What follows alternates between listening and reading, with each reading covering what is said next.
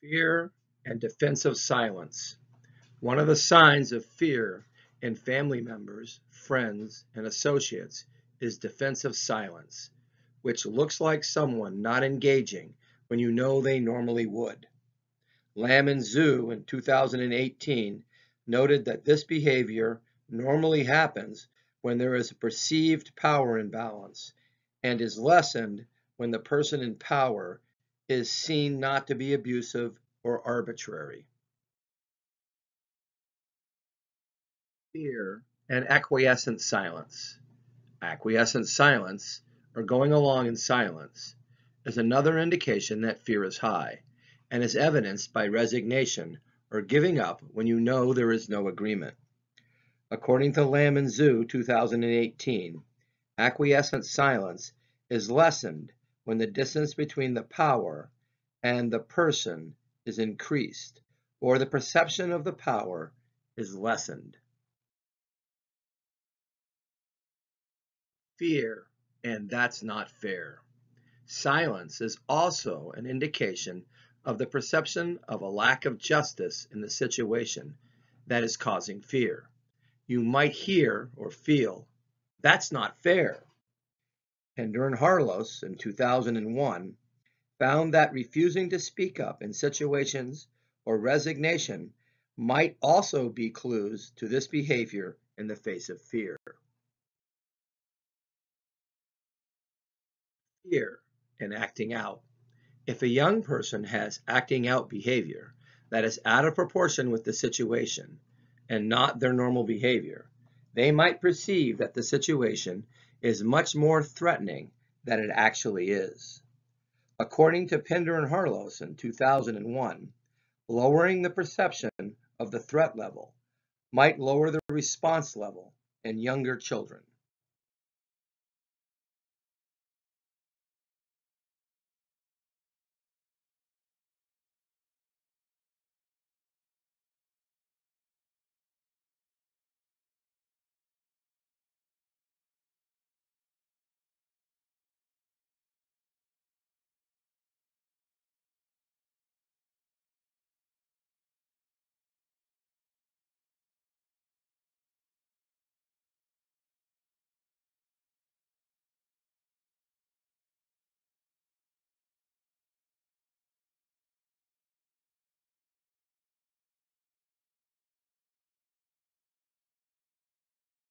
Fear, callousness, and apathy.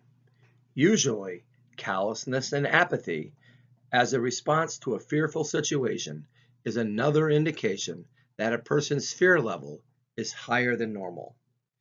Pender and Hallos call this type of behavior fear processing deficits, and it is widely noticed in young children all the way down to preschool ages. Fear of abandonment. Fear of abandonment or rejection can cause a person to consider themselves not good enough. Gupta and Featherstone in 2019 found that this fear of abandonment or rejection, in adopted children in particular, but is evidenced in non-adopted children and adults as well. One mitigation would be to mention that you are right there with them. Better than saying that, actually be right there with them. Direct contact. Direct contact lowers fantasies and fears of abandonment.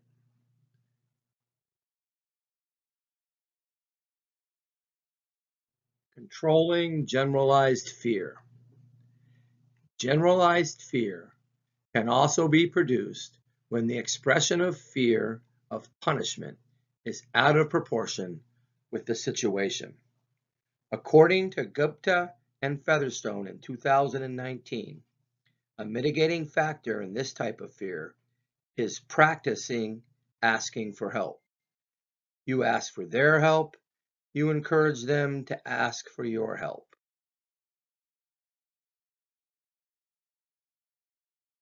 Love and compassion. Compassionate love moderates fear between people and situations. Be the love. Dahm and Greenbaum in 2019 noted that love expressed as compassion is the most effective method of increasing group loyalty and reducing fear within a group.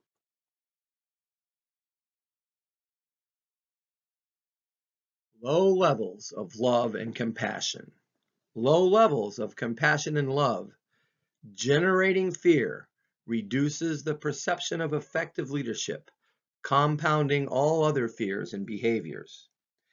Dahm and Greenbaum in 2019 noted, unsurprisingly, that compassion and love that is warm and expressed through personal connection works, particularly in fearful situations that can trigger high apprehension and personal threat.